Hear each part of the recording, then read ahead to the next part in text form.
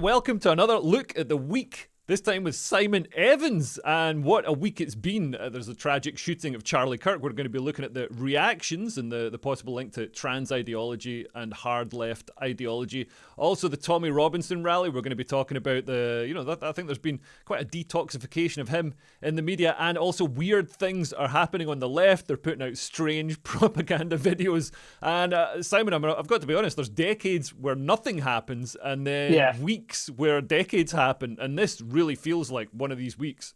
Yeah, it's like when you sit by the side of a lagoon in Iceland and you can sit there for hours and nothing happens, and then you hear a strange creaking sound and an entire glacier just collapses into the you have to get back from the shore before you get wet. It's extraordinary. And I don't mean to be facetious about, obviously some of those events are tragic. I mean, genuinely shaken and nauseated by the Charlie Kirk thing. I kind of wish I hadn't watched it, and it still feels very strange. Yeah, and also some of the afterburn are surreal as well. Yeah, because normally things that happen in the news don't like affect me emotionally or anything. But when I heard about Charlie Kirk, and this might be just something that somebody made up. But I heard that when he was shot, so his young daughter was startled by the shot, so she ran to him for protection. Oh God! And that really got me. Like having a daughter and stuff. Yeah, absolutely. I mean, I wish I was online, just killing time scrolling my phone, waiting to go on and do a corporate gig in the Midlands in the construction industry, and I saw, I think it was our group chat, with a couple of other colleagues and so on. And I saw the news come in and started watching it. And I started compulsively watching that video, desperately hoping to see it in a way that would suggest there was any hope, any chance, Like it's AI or something. Yeah, exactly. I really, the close-up one was just seemed to be absurdly cinematic, horrible. And then I had to go on and do this gig, which I'm not complaining. I mean, that's, other people have to go around with their work, but there's something kind of weird about it as well when you know that you're in, I don't want to say it's a bubble. I think, it's a worldwide event that has made the front pages, but obviously he meant something to me. I knew who he was, and I knew who the kind of people who would likely to go out and shoot him. And I knew I was in a room full of people who would have absolutely no idea and would not be able to, pin him, identify him or generate any kind of emotional response to that, Yeah, and I think isolating. I think it's like, especially in America, it's going to have a huge. I mean, people are talking about it being almost on a par with 9/11 in terms of the impact, and I think it's going to, because for decades we've had this sort of this mantra that the far right is the danger, the far right, we must shut down Tommy Robinson, we must look at any sort of autistic 14-year-old in Wales who's got some dodgy Telegram links on his phone or whatever. Yeah, you know what I mean? Like, he's got a copy of Douglas Murray, and we're seeing now that. Yeah. We're seeing now that if the revelations that are coming out about the shooter are correct, it looks like there's a pretty strong and undeniable link to trans ideology that we've seen linked to other particularly school shootings, mass shootings. There's a couple of Christian schools. Just a few weeks ago, there was a Catholic school shot up, and I don't know if it's people are saying it's the hormones, because you give people hormones and it messes up their emotions, or it could be the link to mental illness. I mean, I think a big part of it is the way people are told that they're victims, and there's a literal genocide against trans people, and you're victims, and you're good, and all these people who are doing anything against you are evil and bad. I tell you what, I think a lot of the delight, the joy, the demonic sort of lip smacking that we've seen online in response to the killing absolutely can be traced back to some of those things: hormonal disruptions, mental illness, all the rest of it. At the moment, I'm going to hesitate, because I don't know whether the killer, it seems he was in a relationship with his roommate who was hoping to transition, but I don't see any evidence yet that he was so captured himself by that ideology so much as he was. I want to see what the reports are. It's interesting, though, how, I mean, I'm on various chats where this kind of thing is discussed, and I have some American sort of family, as you possibly know, my half family through my DNA test, who have a slightly different perspective on this kind of thing. And of course, a lot of them just simply want to see gun laws tightened up. That's a fairly natural and understandable response, although I don't think that explains why these people do these things. But there's also a discussion of the kind of there's a kind of highly strung out mental like an American, specifically American strain of mental illness that we're just not experienced or familiar with in this country, that has existed at least since the time of the 1960s, and the horrors of 68 in particular, which will find some ideology to attach itself to, but So, is sorry, best understood as in what were the horrors of '68? Was that a Bryan Adams song? Robert Kennedy Oh, and right. the horrors of 68. Yeah. Yeah, that was the unpopular B-side that would not have held the #1 spot for 16 weeks in a row. Yeah, Robert Kennedy. I think MLK Jr.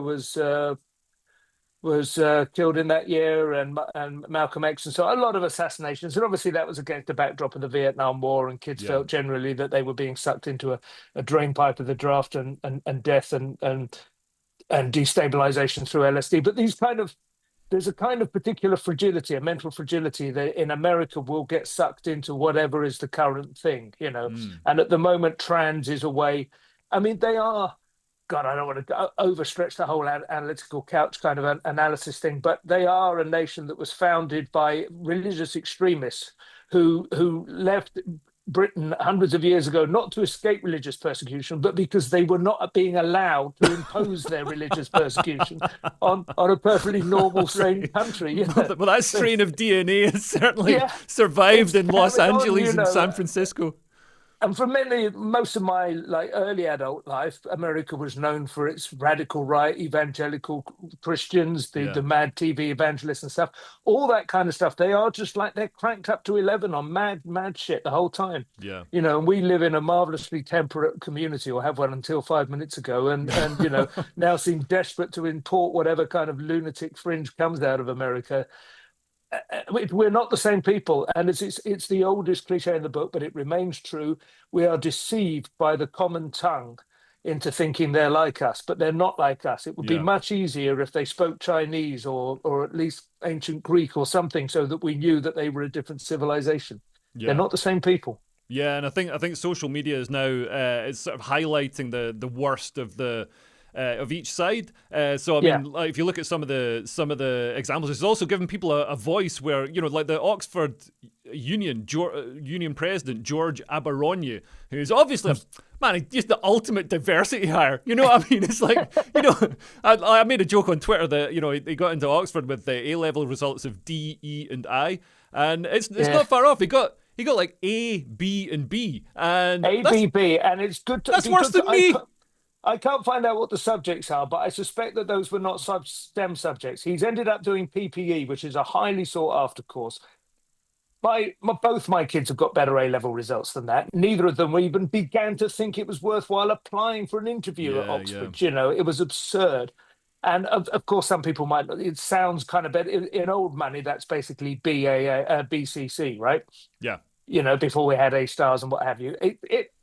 I mean, his whole image, his projection, his theatrical conceit is a deliberate goading provocation to anyone who thinks that Oxford should maintain any kind of elitism. It's like, here I am wearing an extra large outsized sweater over my academic, and it is provoking. There's a horrible kind of new aesthetic that has appeared really quite recently that is shared, frankly, between him and that monster who killed the Ukrainian girl on the train, and what you've delightfully taken to calling Spliff Richard. There is a particular kind of goading provocation that just says, I'm not even going to pretend to want to be, assimilate into the kind of dress codes or the appearance codes of a normalized society now. Yeah, and there's nothing of the sort of, I mean, Oxford used to be such an elite institution, and it's crazy thinking how far back it goes and how much Oxford and Cambridge are embedded into the DNA of Britain and the British Empire. Oxford was around at the time of the Aztecs. It's it's a long-standing institution, and now it wasn't even that great. Funnily enough, I know a little bit about because Adam Smith, the Scottish and born in Fife, educated Glasgow University, founder of economic theory. He spent a few years at Oxford, at which time it was a third-rate institution. It fallen very much behind the Scottish universities. and was a home, he said, for exploded ideologies, as in debunked and defunct everywhere else in the world, but they were maintained by professors who refused to do the reading of anything written in the last 30 years. And it's kind of weird how you think, is that where we're going again? Yeah, they've recreated Do they those want days. to plunge back under the water again? So yeah, it has an unbroken record of academic excellence over 700 years or whatever it is. But Yeah, I've done a couple of debates at the Oxford Union. There's nothing. I mean, it's quite. You get invited as a comedian or whatever. Lots of people I know have been, and I've done a couple, and they were great fun. I did one against Piers Corbyn, who was absolutely hilarious. Ignored the motion as it was and just gave his views, his skeptical views on climate change, which had nothing to do with it. And afterwards, I met him. I said that was extraordinary, and he sort of took it as a compliment and gave me his business card, which had been literally scissored out of a photocopied sheet of.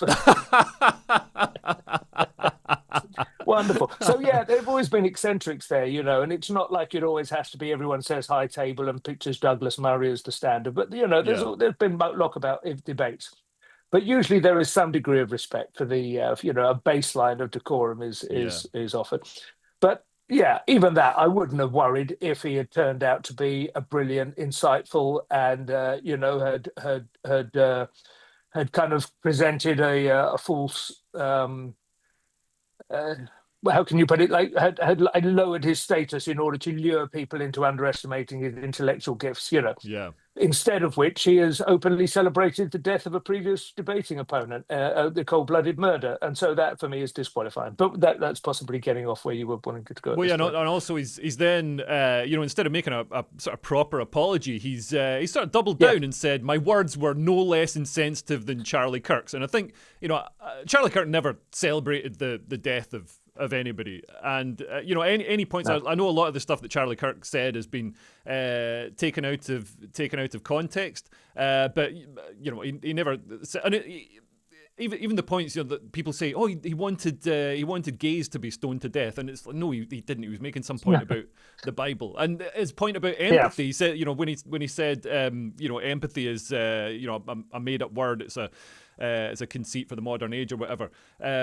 The point he was making was empathy is kind of meaningless because you can't. It means feeling what somebody else feels. yeah. So sympathy. It was He said, regarded exactly. Sympathy is the more Christian concept, and sympathy and compassion, which are absolutely core and central. There's no conceivable way as a Christian, he could denounce sympathy and compassion. He yeah, was saying, I think correctly, empathy until not very long ago was regarded as a psychiatric disorder. It was an involuntary sense of pain that you felt on somebody else's behalf, a little bit like Munchausen's by proxy, not yeah. something you're doing in order to virtue signal, but something that you actually experience in a kind of like synesthesia or something, like a dysfunction of your senses and responses. And it's not a very helpful word, no. And the word path, tells you it's pathological, Yeah. but yeah, everything he said. Obviously Dave Rubin, who is famously gay, married, and has, I don't know, surrogate kids or whatever, has done all the things that Charlie Kirk in principle denounces as a Christian, traditional Christian. He's a very good friend of his, and has Yeah. stood up for him and said, we used to you couldn't see him twitching and like reaching for his stone sack. At some point, he's going to lunge at him across the smoke glass coffee table and brain him. Yeah. I mean, I saw. absolutely despicable. And this would be fine if it was just being shared by a bunch of has been loser wannabes of the kind that you and I know on Facebook, who haven't had a decent gig in 15 years, not because they've been cancelled, but just because they've got nothing left to say and have disappeared down all kinds of rabbit holes. Facebook is an absolutely festering garbage heap, a dunghill these days. It's extraordinary. I left it alone, until quite recently, and just sort of popped back in Yeah. there. Well, it is My God, weird. it's like an It is experiment. weird. But this is also being shared by Alistair Campbell, who Yeah. did retreat after Andrew Doyle raised it with him, because Mm. Andrew Doyle, perhaps uniquely among us, does have the credibility. Well, Andrew and Constantine, I suppose, have the credibility across the board, and they're still Yeah. Yeah. listened to. But and Alistair Campbell, I mean, obviously the delicious irony of a man who believed the sexed up dossier, or indeed, sexed up a dossier, and was happy to believe in Saddam having an immediate strike capacity. There is some kind of, oh, well, you got a little bit of form on this front, Alistair. Never mind your note to self nonsense. Maybe Yeah. just shut the fuck up.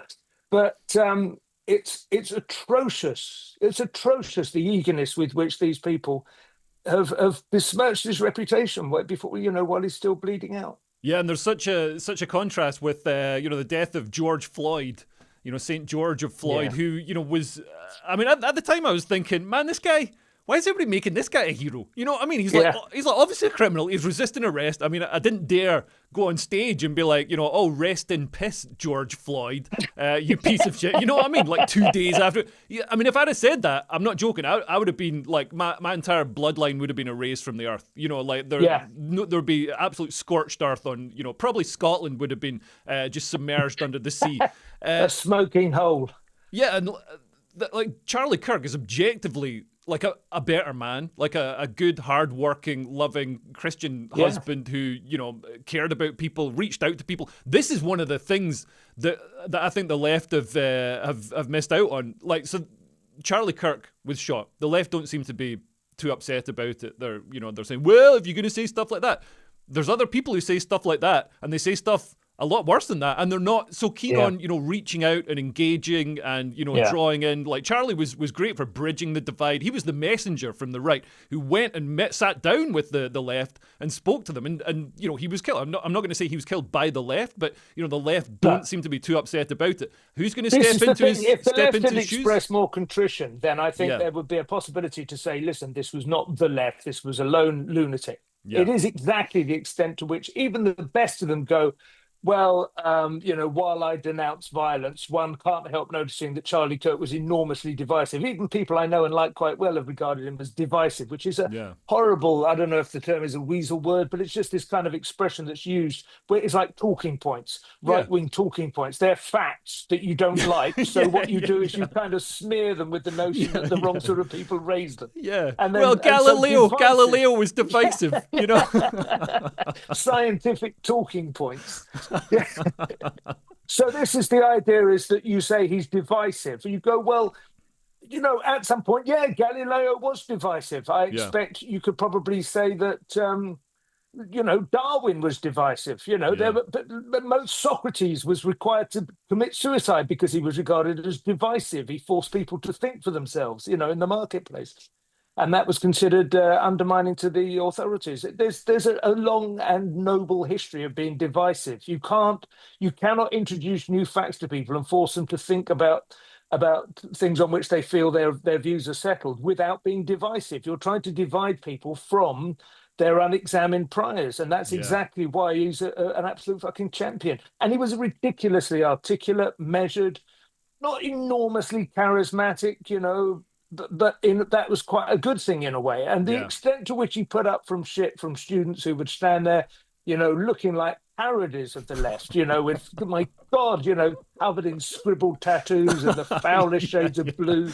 And the amount of nose rings and piercings. You're like, if you walk through a net curtain, you're going to get stuck. You know what I mean? We're going to have to send for the fire brigade. After about 6 months of punk, there were like half a dozen. Like, punk was a great thing until people started sniffing glue, which does irreparable damage to your brain. But it was a kind of kickback, partly against the the ludicrously hollow jingoism of the Silver Jubilee and stuff. I got it at the time. I was 11 when punk really started, 76.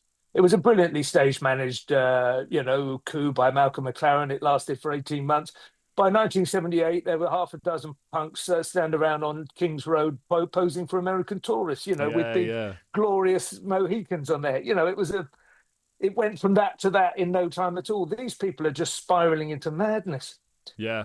And yet his maintenance of decorum, of politeness, of his good faith support for people when they got nervous and tongue tied and started stammering. He's like, okay, take your time. It takes some guts to get up here and speak. He was, absolutely setting a tremendous example. And the one thing that could prevent people from wanting to follow that example is the fear of having their brains blown out by an assassin, which is exactly how they understand it, Yeah, no, absolutely. And I think the person who comes through to sort of engage with young people next is going to be Nick Fuentes. And, he's already there, isn't he? Yeah, he was banned from Twitter. He was banned from, I think, YouTube he was as well. He was banned from Turning Point.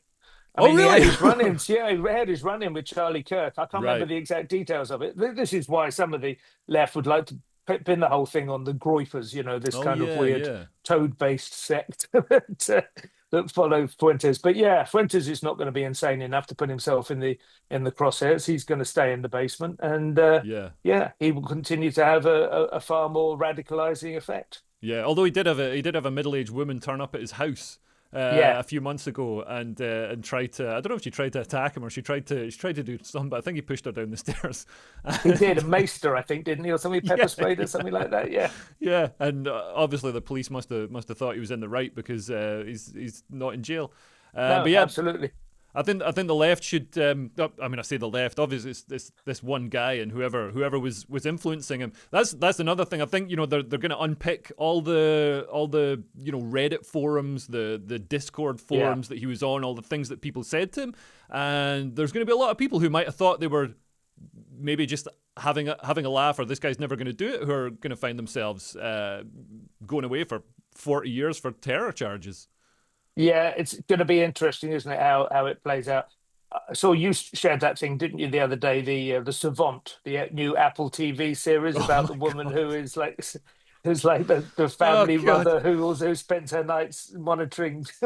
Yeah, It's monitoring all like the people, all the baddies, all the so she's like tracking down white infiltrating terror nationalists. cells. Yeah. They're all like just the whitest, like gingerest. It's like come It's on. The like the only the only Apple white TV ginger. American version of adolescence, isn't it? If we could only Exactly. find what's radicalizing all these 12-year-old gingers. Yeah, who's committing all the violence? Who's committing all the shootings and stuff? What's the ideology behind it? And yeah, Yeah. man, they're never gonna have a transgender one. It makes me nostalgic for Silence of the Lambs, which Silence of the was Lambs, which was the first and last, and even there they put in a little caveat, didn't they, saying, look, most trans people are not like this. yeah, But yeah, even that hint was enough. yeah. Yeah, it's a very, very long time. I mean, I watched Slow Horses recently, which the first season of that, which I hadn't watched the first time it went out, written by an old friend of mine, Will Smith, who I haven't seen for a while, but lovely guy. It was quite interesting. He took it from the book, so I don't know how much they changed it. But I remember the first time I switched it on, and I almost just threw the remote across the room because the plot line is about some white nationalists who kidnap a Pakistani student, well, an English student of Pakistani heritage, and threaten to behead him in the morning. And I was like, Oh oh, for my God's sake! god! Now it turns out it's Oh, a little bit more nuanced than that. The plot is that they've been set up to do this by MI5 themselves. I can't. It was very hard to kind of work out what was hoped to be gained by it, but it was supposed to sort of draw out other sympathetic white nationalists from the woodwork is the man, the idea or something. only the only But it time that was would just happen, insane. the only time that would happen in real life is if far leftists. Yeah. Radicalized by MI5, who are also far leftists and have been taken over by Al Qaeda. Now, I think they only hire from Kandahar for our national security now. But if the only time that would happen is if they did it to Ben Habib because of his comments about lowering taxes or something. Well, that's conceivable. Yeah, yeah. The student who was kidnapped looked extraordinarily like Danny Boy, funnily enough. Do you remember him? Yeah, yeah, yeah. Yeah, yeah. I don't know if he is mixed heritage. I He is. never I asked him think about he's. that, but I he think must he's have, yeah. mixed because my mum met him or knew him. So knew his mum vaguely. Right, yeah. And yeah, he's like half Indian, I think, or maybe a quarter I think quarter so, yeah, Indian. yeah. Because my family's sort of half Indian as well. My uncle's Indian, Yeah. and I sort of feel bad, Anyway, man. it was My very uncle's. handsome matinee idol. He was probably the handsomest guy on the whole the whole screen. The thing Slow Horses is about MI5 misfits and outcasts who are having to sort of spend some time in exile, basically a few miles from the head office. Yeah, Gary Oldman sleeps in his suit there on the sofa, with yeah. fag butts hanging out of his mouth.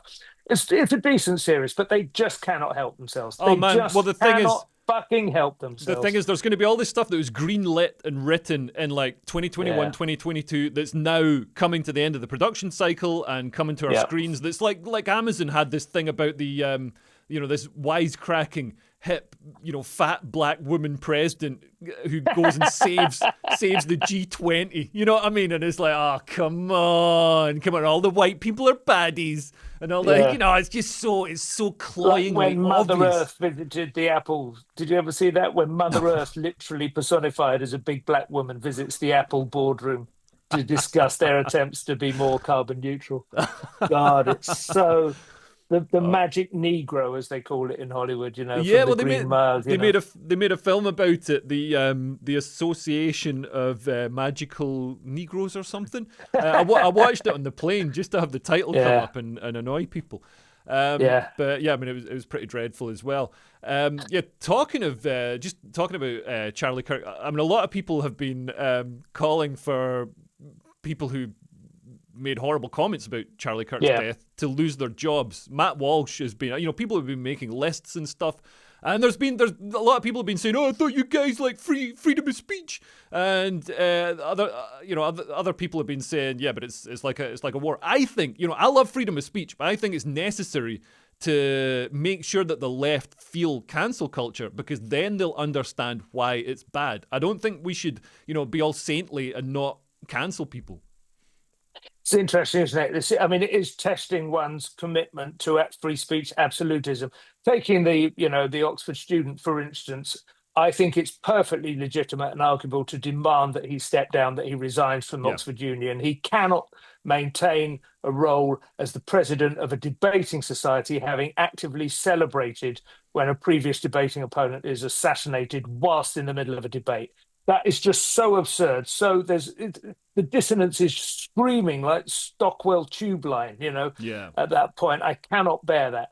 I don't necessarily think that he should be expelled from the university, however. That's kind of a slightly different issue, although it is obviously kind of brought into stark relief the dangers of allowing of dropping your standards in order to recruit students of that kind, without their grades being good enough and without their commitment. So there's that kind of thing going on. People actually losing their jobs or having their employers notified that they have been celebrating this death, or making little TikToks or whatever. I mean, I don't think you can demand it, but I don't think there's anything wrong in bringing it to somebody's attention.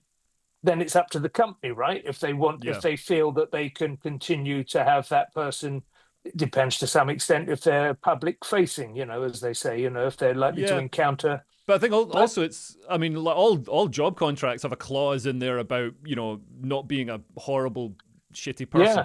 yeah, bringing the They probably company's phrase it differently. reputation, and And yeah, all the stuff that, like right wing people were getting cancelled for, all this supposed hate speech that they talk about is usually just yeah, things like, biological reality around, like a man can't become a yeah, woman. yeah, He can dress up as a woman, but he can't become a yeah. woman. He can, Blair White. Blair White's, pretty convincing, but still, there's biological reality. Whereas Nish Kumar, I saw Robert an interview with Winston's Nish got, Kumar where Nish yeah, Kumar was saying, like, oh, they believe that men can't become biological females, and it's like males cannot become biological females. It's just a charade, and we all kind of we must know that, unless you're absolutely insane. yeah. So the right were just getting cancelled for, nobody was coming out and being like, oh, you know what, we need to exterminate people. We need to, nobody was coming out and saying that. They were getting cancelled for very, very factual, timid things. Whereas Yeah, this is, yeah. celebrating somebody's death is pretty horrific.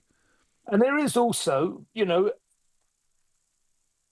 Sam Ashworth Hayes was talking about, I don't know if he wrote it, the piece for the Telegraph. Do you know Sam? He's a very smart guy, but he's kind Yeah, of more mainstream political debate. But he was saying that at some point you get bound down to the bottom, the base rock, and it's that Carl Schmitt, the friend enemy distinction. At some point it does just become us versus them. yeah, And if they are not willing to play by the rules that you have established, then you are into international law territory. yeah, You have a set of laws that apply to your own community, and that you try and apply evenly across your own populace. And then there are people who are quite clearly have exempted themselves from those rules and from yeah, that jurisdiction, and they are your enemy. And now you have to decide whether or not um, you defeat them best by. There are advantages to free speech apart from the ability, as with Kirk, to clarify positions and so on, and to hopefully sort of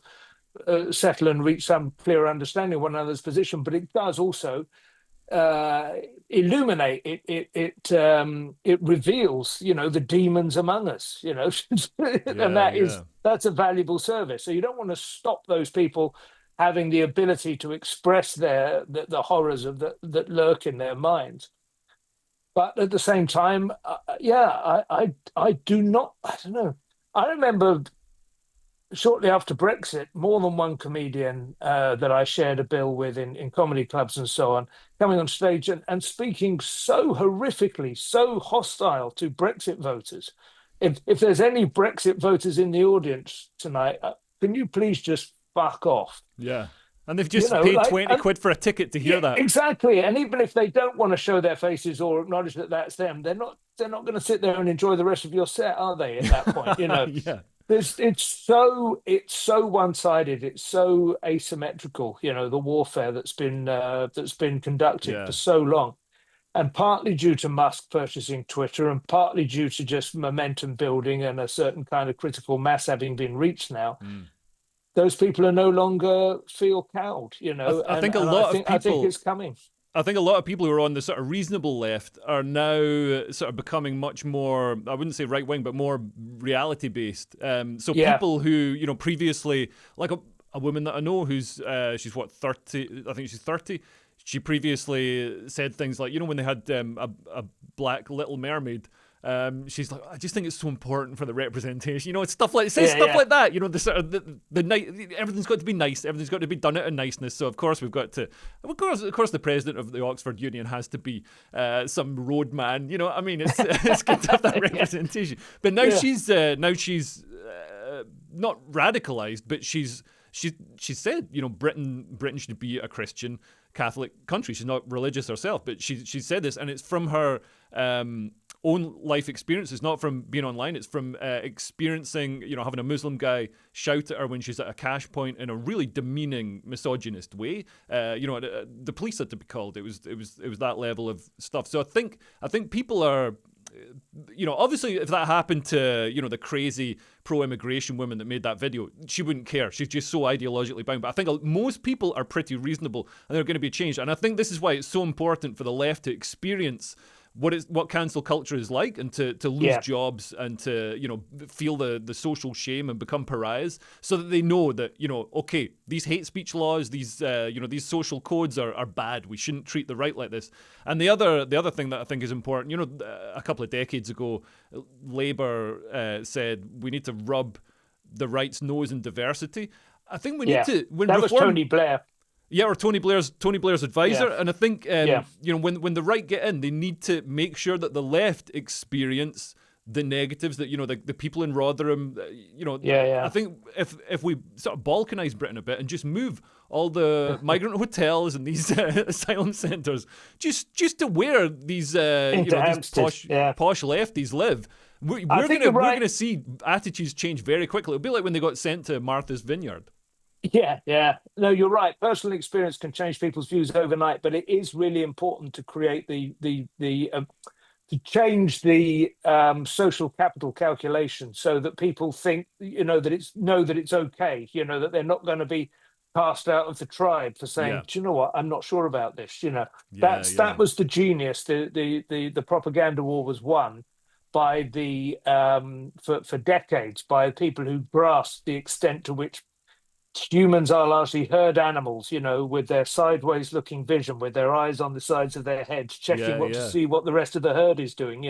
Not one in 1,000 is a predator without getting all kind of Nietzsche about it. You yeah, can't, most people are just constantly monitoring where the Overton window is, where the approval is likely to lie, what yeah, you can get away with saying at the dinner party or the school gates, and just not being excluded from the Facebook groups or whatever. And that is changing now dramatically. yeah. It's extraordinary. Just the replies under every single, post on X from somebody who might, 2 years ago have expected. There's one Fleet Street Fox we talked about, like I think Daily Mirror and sort of, commentator, you know, she could always, her people would gather around, as she made some comment, some disobliging comment about, Tommy Robinson, the far right racist. Now that has just gone. It's just Yeah. turned.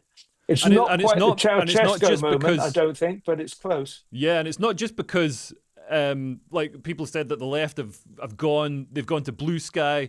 I think that's reversed. I've seen so much stuff from lefties, and stuff getting, hundreds of thousands of likes, criticizing Charlie Kirk or whatever, which, on one hand, makes me furious. But on the other hand, I'm like, well, this is good that we're all back in the same place now. This is healthier than, when you're over on that, nonce site, Blue Sky, or whatever it is.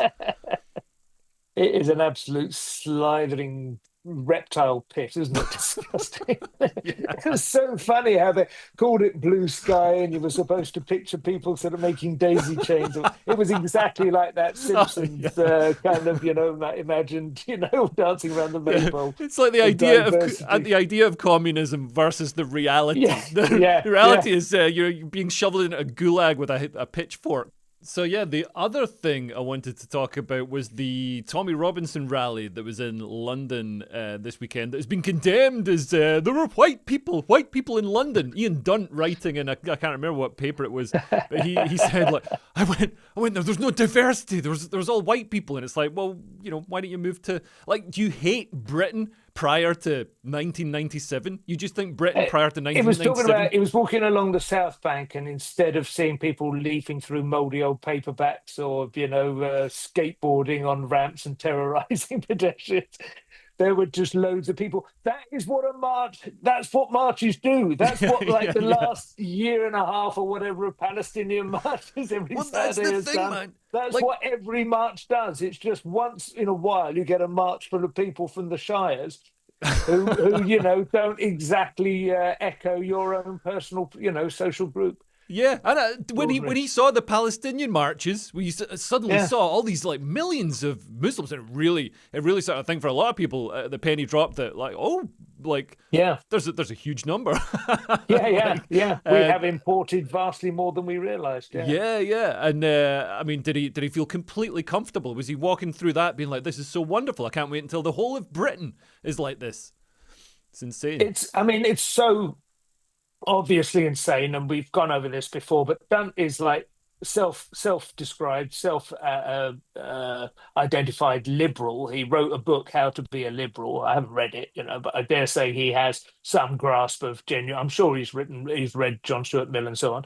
He's not unintelligent, but his inability to grasp that liberal politics are downstream of certain cultural traditions, that they are essentially, an efflorescence of liberal, the small L liberal Anglican traditions of centuries that could be lost overnight as you drift into Islamic theocracy. Yeah. And the inability of people to recognize that is where the threat comes from, not from a bunch of, like, maybe not entirely, like, politically nuanced and sophisticated thinkers and debaters, but people who can sense something disturbing in an undercurrent in their country. Absolutely. I mean, you don't need to sort of do anything other than sort of walk around London to sort of sense where the country's going. And this, I think people don't have a grasp of the fact that, all the sort of the foundations that allowed liberalism to flourish in Britain is underpinned by our sort of common culture. And our, the fact that, every other British man, like, I bought a house off a English guy, and the process was an absolute dream. Before that, I had to pull out of a process of buying a house off a guy from Oman, and the whole way through, he's just trying to screw me on every single fucking, like, every, I'd be amazed if the house even, he'd probably nick the plaster off the walls or something. Everything was, and I spoke to my barber. That come from a shared culture, isn't it? Exactly, yeah. And I spoke to my barber, who's Iranian and who's a great guy. He fled Iran, escaping the regime and everything. And he's like, never do any business with anybody from the Middle East. And he's like, except for me, But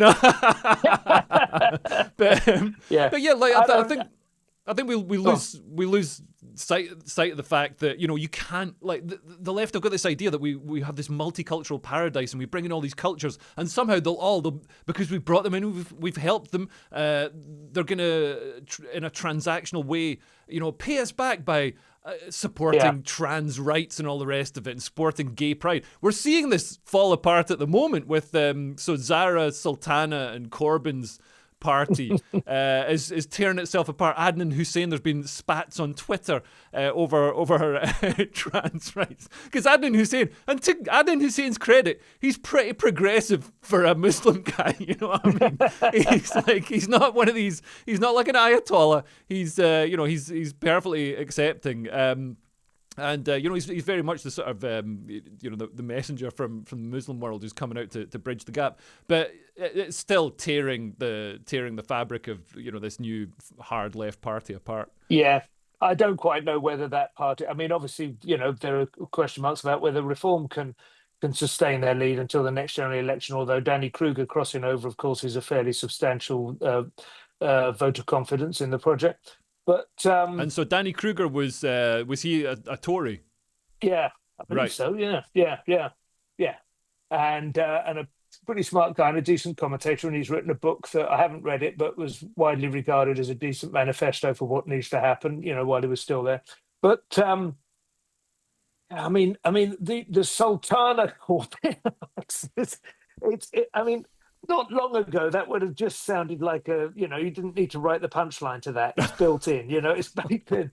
But maybe I know that there are these people like that woman that you, what's her name, Zia something that you, no, Zoe something that's fronting the advert for the march Zoe Jardinier.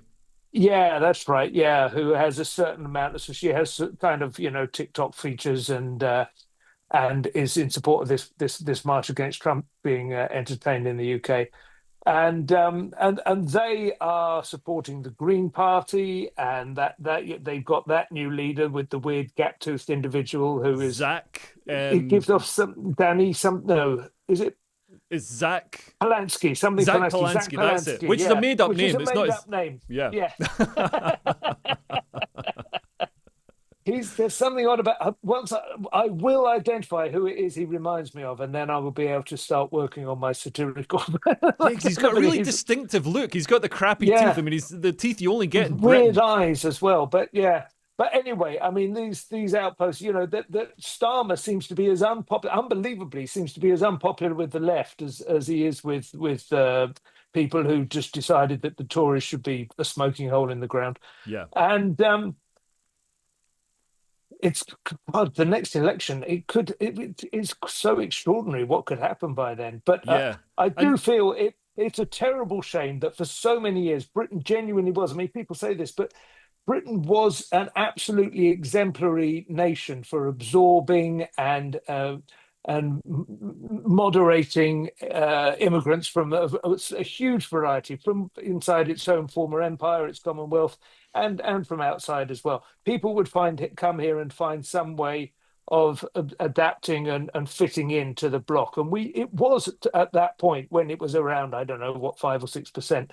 That amount of diversity was a strength. It was like the element that changes copper into bronze or whatever. It had that little bit of heterogeneity that actually strengthened and brought variety and a bit of.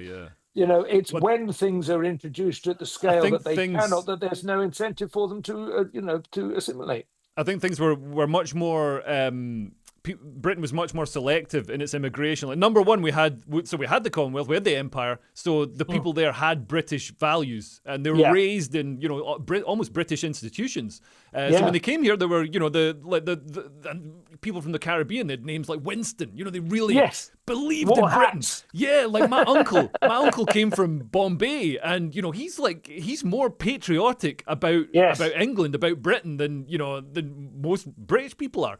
But then I think we sort of Britain almost lulled itself into this false sense of security. It's like, and also the left's idea of this universal human, the universal human rights. Everyone's the same. A sheep herder in Afghanistan is the same as a financier in Hong Kong, and it's totally not true. I mean, the cultural baggage that people bring, the different values, and especially when they come as clans, and this is what we saw with the grooming gangs. They come as and they behave as clans, and the whole British culture is we're all equal. We don't act according to tribe. So you introduce a clan-based society into a very open, trusting society like that, and it's completely gonna and little girls getting thousands of them, the most horrific crimes possibly imaginable, and then people say British people are racist. Man, it's an absolute testament to how non-racist British people are that can happen before British people even say, like, oh, steady on, chap. You know what I mean? Yeah, I do. I mean, I remember I've encountered it in a small way, the clannishness. I remember when I went to university, I studied law. I was educated in the state system comprehensive school.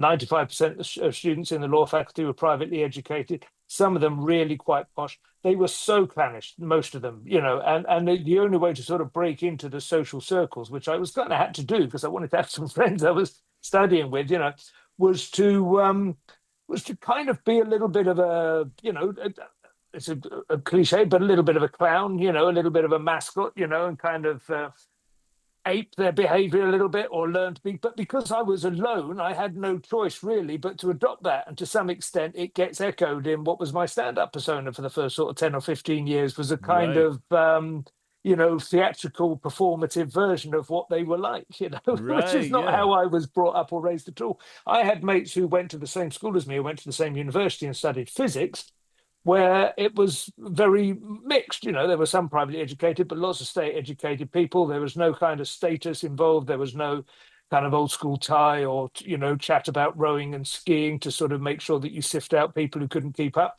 Yeah. And he was just sort of, he would sit in the pub with a load of his mates. They'd all wear band t-shirts, and have a certain kind of, I don't know, a vibe about them that was more familiar to me, but was no use to me. Because if I wanted to sit with physics students while I was studying law, I was going to, just get lost. So I know what it's like to enter a tribe. It's a smaller scale kind of thing, obviously, than ethnicity, but I know what it's like to enter a tribe and have no option but to adapt and adopt certain traditions. And even if you play with them a little bit kind of mischievously, or tease them about them or whatever, but you have no choice but to play that game to some extent. And do you If think I'd we're arrived with like a dozen other state school kids in the law faculty, I probably wouldn't have bothered. Yeah, yeah. And do you think we're seeing the emergence of a more sort of distinctive and sort of conscious British or English tribe with the flags going up and with the Tommy Robinson rally? It's possible. I don't know how long that will be sustained. And I mean, I wish I could pretend to have more of a sort of anthropological grasp of what Britain is like in Epping and the wilds of Essex and what have you. I don't. I obviously, like, I'm a touring comic. I go to different towns. You notice that there is a very different kind of people in the arts centre who've come to see me to what I've walked past on the way from the station. There's just, there are these different tiers, even in small market towns or whatever, and Yeah. you just don't know who or what is there. I think an awful lot of why those people, I doubt it was a million, but certainly over 100,000. I don't know why those people I doubt they all had a single purpose in the same way that Brexit wasn't for a single, motivation. But I suspect a lot of it was them actually looking to feel that they weren't alone. I think a lot of people were looking to feel some kind of fraternity, Yeah. just some kind of sense of, well, we're all in it together, and we're all registering our concern, our sense of bewilderment, alienation, whatever, on our own streets. But yeah, putting up your flags and knowing that you can be visible when a different kind of people are visible all the time anyway. When you Yeah, walk yeah. down most high streets, when you walk through most markets or whatever, there's a certain kind of demographic that is just hanging around there the whole And time, now and when you they when you can be. walk through the Oxford Union as well, it's there's no reprieve anywhere. There's no respite. Yeah, But it's that's right. I wanted to also talk about the sort of detoxification of Tommy Robinson, because I mean, just a Yeah. few years ago, I remember doing Lotus Eaters, which at that time I think was demonetized on YouTube, and having to play things quite carefully to not get completely deplatformed. It was quite a Yeah. fraught time to be a commentator on the right. And when we were talking about Tommy Robinson, we couldn't even say his name. We had to say, No. because like YouTube would highlight any, have the algorithms go through and be like, oh my God, we found a white person's name. Like YouTube was really, really tight on this stuff. And we said Romy Tomlinson instead. And, everybody, it's like the codifying, like in China, how they used, everybody was sharing blank sheets of paper to sort of show, I can't remember what it was signifying, but, the freedom of speech or something like Right. that. People use Yeah. codified symbols and emojis Like to the say what they mean. umbrellas in the Yeah, Hong Kong yeah, marches. Yeah. Yeah. yeah. So Yeah, he now, is. You're right. we're Yeah, seeing he's Tommy Robinson. He's appearing. He's been on pretty much every sort of online podcast, trigonometry various Andrew Gold, various other ones, getting huge views, and I just feel that even discussing him on GB News, whereas a couple of years ago or even a year ago we'd have producers saying like sitting us down and telling us the sort of parameters around what we could say, and now it's much more relaxed. Yeah, absolutely true. I remember the first time we spoke, I heard his name mentioned on headliners. It was to the effect that if you don't tackle this, then you create a vacuum into which people like racists like Tommy Robinson can rush in, and it wasn't challenged. And I mean, I remember downloading his book, the first one, on Kindle, because I was afraid I didn't want to be seen to have hard copies. Yeah, the police come round and see that on the shelf. They're like, oh, a bit Brexity. But then again, another one. I remember I had the book called Infidel, I think, by Ayaan Hirsi Ali, who's married now to Professor Niall Ferguson, and sits around, gets invited to White House dinners and so on. But she was unable to attend Australia to give a lecture tour because they couldn't guarantee her safety. This was in about 2017, I think, when I was first sort of starting to dabble with the intellectual dark web and so on. And I bought that book, and I was a bit afraid, of being... I don't know. You just feel like you're handling, and so forbidden knowledge. She wasn't allowed to speak somewhere because she'd spoken, in a not negative enough way about Tommy Robinson. No, it wasn't to do with Tommy Robinson. It was to do specifically with the danger of apostasy, about how Islam wouldn't allow you to leave. And I think also, I can't remember the details, but was it her first husband was assassinated or something in a Dutch? Dutch filmmaker. I can't remember for sure. Was that Theo van Gogh? I think it might have been. She had some connection with him, I think. Right. But this is hazy now. I can't remember all the details. But I remember there were a few figures coming through, and you weren't sure which ones you were allowed to even mention to your mates in the pub. Do you know what I mean? Yeah.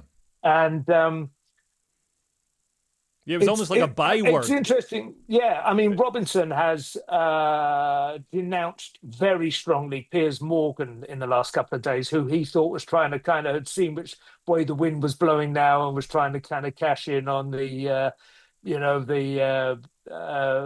momentum being with that side now. And he was like, back off, you can't. You slag. I always felt I've fallen out and had DMs with a couple of sort of left-leaning friends that I used to be able to converse with usefully and productively on Twitter, who've sort of gone now or have their tweets protected or just disappeared. I had conversations with them about what I felt was the trajectory he'd been on, from being, yes, probably a bit of a yob, a rough diamond, certainly, who had transgressed, although it did seem to me that most of the criminal charges against him have been cooked up in order to undermine his legitimacy. They picked through everything, like picking through, he hasn't separated his recycling and his bins. Exactly. That's 12 months in prison. Show me the man, I'll show you the crime. A perfect example of that. And Douglas Murray, to his credit, made that case as well.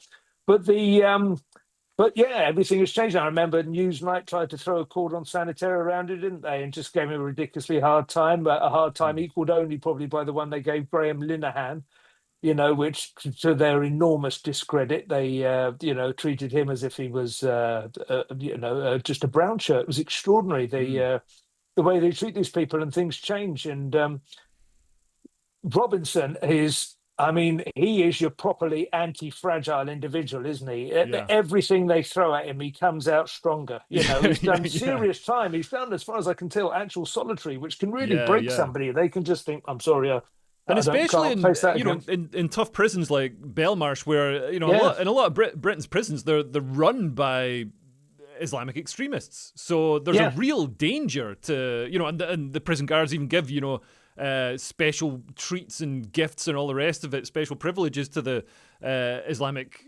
the Muslims in prison because they run it, they just want an easy life. So there's it's almost like a sort of double punishment if you're a British patriot. Absolutely. The only danger I see really with Tommy at this, well, not the only danger, of course, there's all kinds of dangers, including one I won't say out loud for fear of jinxing it, but one danger with him, I suppose, is that there will be elements, there will be forces, there will be organizations, whatever, that will see his rising power, his rising strength and influence, and will seek to co-opt it and will seek to guide it.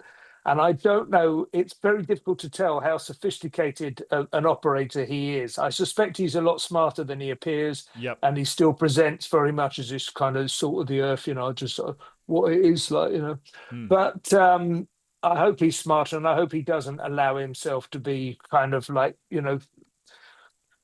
this happens in America all the time, I Yeah, suspect, and a lot of the more, I mean, obviously it's disgusting what some of the, where we started out today, was discussing some of the slurs to which Charlie Kirk has been subject following his assassination. There are more intelligent, interesting and possibly valid critiques of the extent to which he could be steered by, for instance, a devotion to the Trump White House. He had certain very critical views on, the advisability of war with Iran, for instance, which seemed to change quite suddenly, almost overnight. That yeah. kind of thing, once people come up hard, you go through that whole Gandhi thing. First they ignore you, then they laugh at you, then they fight you, then you win. There is also that dangerous sort of other stage. Then they fight you, then they co-opt you and gently steer you into, you know what I mean? And the Well, number of yeah, I radicals. think for the amount of leftists out there who are screaming, "Oh, this is fascism! This is fascism! He's an evil guy." I Yeah, think Tommy Robinson, if we're going to be real about it, Tommy Robinson is probably the best sort of off ramp for the nativist yeah, yeah, uprising in the UK. yeah, He's not a racist guy. He's quite a fun guy. He's very charismatic and he's pretty sensible and like he's a good guy. He sits down with a lot of people. yeah. And he's So young as well.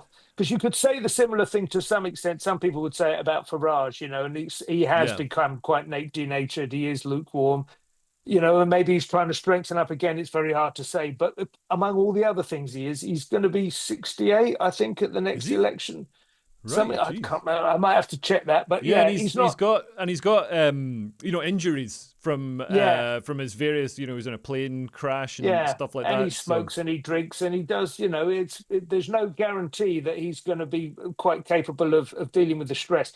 Robinson has demonstrated that he to use the term, he is the storm. He handles it. He integrates it. And it makes him stronger, and that yeah, makes him a very serious, viable player. Yeah, I yeah, would tend to agree with you. I mean, a lot of people. It's understandable that a lot of people, in the same way that they're now saying, "You idiots! Don't you realize Kirk was the temperate, he was the yeah, yeah. mild, he was the moderate version. He was the yeah. You don't know what's coming." But a lot of people who don't spend their lives online won't know what's to the right of Tommy Robinson. Of course, they don't. Yeah, It's probably best that they don't. they might find out in a couple of years.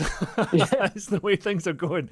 It's crazy. So yeah, Tommy Robinson for Prime Minister. That's your prediction. Now, I funnily just don't enough, know where he goes, but I suppose at yeah, some point he probably has, for the first time ever, the next election, people will be interested to see which party he endorses. yeah, yeah. It will be at least as much interest as was given to Russell Brand endorsing Ed Miliband at the last What minute, I think, which had no consequence well, I whatsoever. think But I think the way Britain is going, I'm not sure. Elections, democracy is losing its credibility and losing its. There's the process of democracy is followed, but there's no actual democracy. I mean, if you look at Epping, the people clearly didn't want this illegal migrant hotel in their area, and they went and they followed all the democratic process. They spoke to the politicians, the authorities went to court to get a stop to a block to the hotel, and the yeah, government went to court to argue on behalf of the foreigners using yeah, European law against the British people. And yeah, we're seeing direct action replace democratic process because the democratic process just isn't working for people. So the way things are going, because the clashes that we've seen recently over the flags, somebody put up British flags near a mosque, and the people in the mosque said this is a hate crime, and then the council came to tear them down, and I think there was also some aggression or violence. There's certainly been aggression and violence between Muslims and British people in other cases. And, we were told, these people are just as British as you or I. And it's like, well, if they're just as British, why aren't they putting up the flags themselves? Why are they complaining when the flags are put up? It's revealing the sort of the gap and the divide. Okay, well, Simon, on that note, thanks so much for joining me and talking to me. absolute pleasure, mate. I'll see you soon. Take care. Brilliant. See you soon, man. Take care. Oh, and have you got any shows or anything you want to plug? Oh yeah, well, it's coming up quite soon now. But the next Sunday and Monday at the Backyard, it's my long-awaited recordings of Work of the Devil and Have We Met, my last two tour shows. Still a few tickets available for that. That's online. Have We Met and Work of the Devil, two fantastic, fully evolved 2 hour long shows that I'll be recording at the Backyard in Bethnal Green. And then my new tour starts in January, so you can find that Staring at the Sun. I'm still working on that. It's intended to be an exploration of the vague sense we all have that nothing is quite real anymore, and trying to work out possible reasons for that, varying from the wildest fringes of sort of conspiracy theory to Plato's cave and the simulation hypothesis. It's all quite interesting. Do we live in the Truman Show, or do we live in a big computer game, or am I just, is it the early stages of dementia? It's very hard to be sure. Well, if we are in a simulation, it would explain a lot of the things that are going on. Yeah. But yeah, thanks so much for joining me. And yeah, I'll Absolute speak to pleasure, you soon. mate.